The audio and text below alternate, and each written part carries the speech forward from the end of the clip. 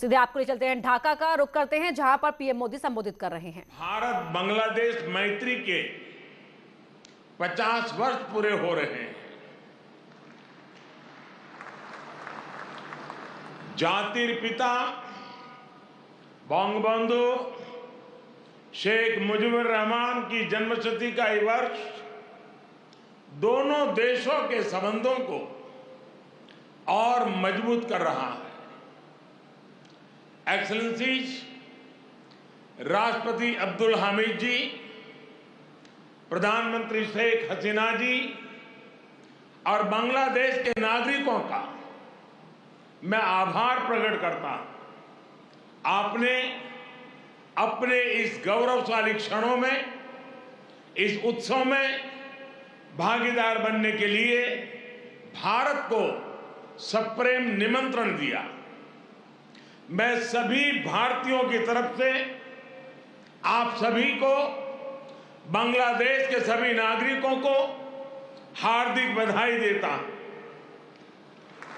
मैं बंगबंधु शेख मुजीबुर रहमान जी को आदरपूर्वक श्रद्धांजलि देता हूं, जिन्होंने बांग्लादेश और यहां के लोगों के उनके लिए अपना जीवन न्यौछावर कर दिया।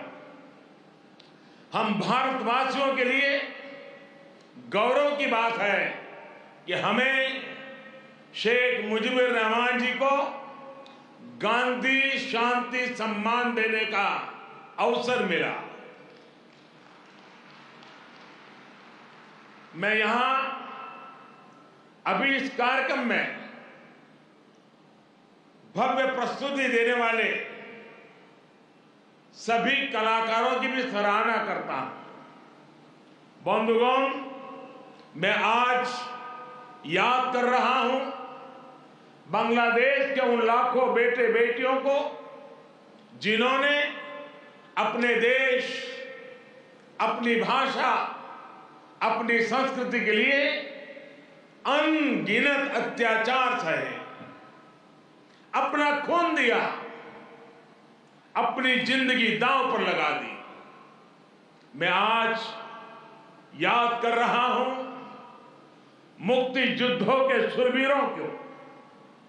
मैं आज याद कर रहा हूं शहीद धीरेन्द्र नाथ दत्तो को, शिक्षाविद रफीकुद्दीन अहमद को, भाषा शहीद सलाम, रफीक, बरकत, जब्बार और शाफिऊर जी को।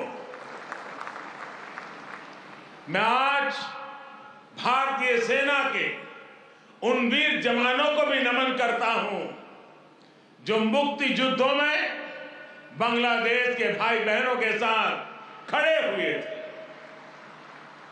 जिन्होंने मुक्ति युद्ध में अपना लहू दिया, अपना बलिदान दिया और आजाद बांग्लादेश के सपने को साकार करने में बहुत बड़ी भूमिका निभाई।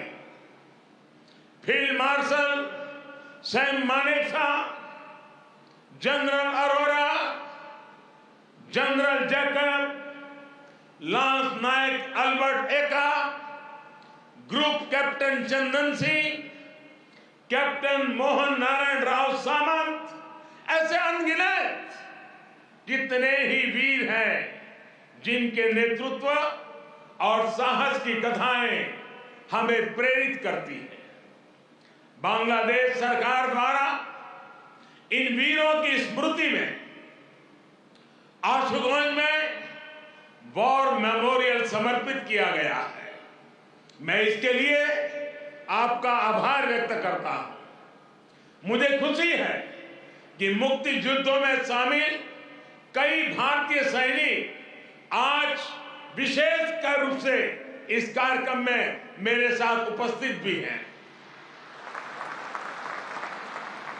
बांग्लादेश के मेरे भाई और बहनों, यहां की नौजवान पीढ़ी को मैं एक और बात याद कराना चाहूंगा और बड़े गर्व के साथ याद दिलाना चाहता हूं। बांग्लादेश की आजादी के लिए संघर्ष में, उस संघर्ष में शामिल होना मेरे जीवन के भी पहले आंदोलनों में से एक था। मेरी उम्र 20-22 साल रही होगी जब मैंने और मेरे कई साथियों ने बांग्लादेश के लोगों की आजादी के लिए सत्याग्रह किया था। बांग्लादेश की आजादी के समर्थन में तब मैंने गिरफ्तारी भी दी थी और जेल जाने का अवसर भी आया था।